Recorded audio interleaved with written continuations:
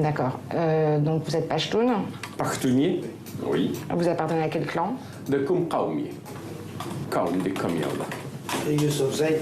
Oui, voilà. Youssouf Zay. Alors comment se sont déroulés tous ces entretiens? Qu'est-ce qui vous a le plus marqué?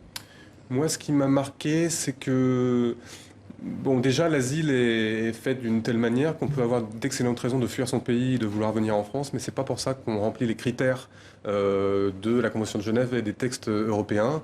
Et, oui, ça repose sur des critères très stricts, le oui, droit voilà, d'asile. ouais, le demandeur d'asile, il doit prouver qu'il est opprimé en raison de son engagement politique, de son orientation sexuelle, de sa religion, de sa nationalité. Il y a vraiment des critères très précis. Et l'officier de protection, il a peut-être envie de donner la protection à tout le monde, mais il ne peut pas parce qu'il est là pour respecter la Convention de Genève.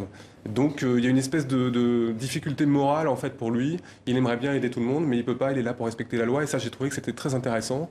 Et par ailleurs, ce qui est aussi intéressant à l'OFPRA, c'est que les récits de souffrance, c'est la matière première de l'OFPRA, donc c'est vraiment des choses très graves et très dures, parce que sinon les demandeurs d'asile, ils n'auraient pas quitté leur pays. Et en même temps, l'ambiance de travail à l'OFPRA, elle est bonne. Il y a beaucoup de jeunes, parce qu'il y a eu beaucoup de recrutements ces dernières années, et il y a de l'humour et il y a de la tendresse. C'est difficile de déterminer si un demandeur d'asile dit ou non la vérité? Il y a des techniques pour ça.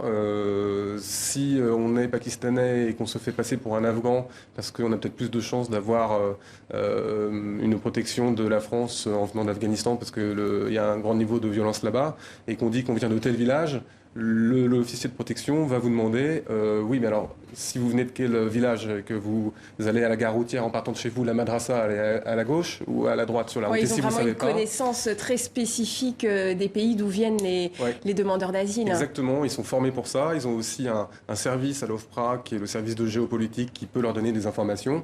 Mais effectivement, ce qui est assez intéressant, c'est que les officiers de protection de l'OFPRA, ils peuvent être des grands spécialistes, par exemple de l'Afghanistan, sans y avoir jamais mis les pieds. Oui, ce sont des grands enquêteurs aussi. On voyait que certains passaient leur week-end à lire des documents sur les pays d'où viennent les réfugiés. C'est vraiment des gens qui sont passionnés par leur métier. Oui, tout à fait. Alors, ils passent pas tous leur week-end à faire ça, mais c'est vrai qu'il y en a qui sont particulièrement impliqués et qui sont vraiment passionnés par les pays dont sont issus les demandeurs d'asile. Vous avez rencontré les plus motivés? Oui, j'ai peut-être rencontré les plus motivés, mais grosso modo, franchement, j'ai vu des gens qui étaient non seulement professionnels dans leur manière de conduire les entretiens, et aussi bienveillants dans leur manière d'accueillir les gens, ce qui est quand même important, parce que c'est vrai qu'on peut avoir cette image de l'interrogatoire de police, et moi, c'est vraiment pas ce que j'y ai vu. Non, c'est pas du tout ce qui ressortait de ce documentaire. Alors, le nombre de demandeurs d'asile ne cesse d'augmenter en France. On doit donc recruter de nouveaux officiers. Comment sont-ils formés ?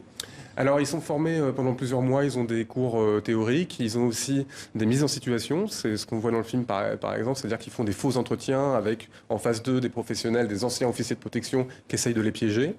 Et puis, ils ont aussi un système de tutorat, c'est-à-dire qu'ils vont avec leur tuteur assister à des entretiens, et puis petit à petit, c'est eux qui posent les questions, petit à petit, c'est eux qui se mettent derrière l'ordinateur, et puis petit à petit, c'est eux qui conduisent tout seuls leur entretien avec le tuteur qui reste à côté, et un beau jour, ils descendent en entretien, parce que ça se passe en bas par rapport à leurs bureaux qui sont plus hauts, donc ils disent toujours on descend en entretien, et petit à petit, un beau jour, ils font leur premier entretien tout seuls. Mais c'est vraiment ce système de tutorat qui est mis en place et qui me semble assez efficace pour le coup.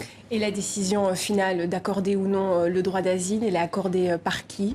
Alors la décision finale, l'officier de protection propose une décision à sa hiérarchie, et sa hiérarchie valide. Voilà. Merci beaucoup pour toutes ces informations. Je vous en prie. Je vous rappelle que votre documentaire sera diffusé ce soir donc, sur la chaîne Public Sénat en France. Merci à vous, Pierre-Nicolas Durand.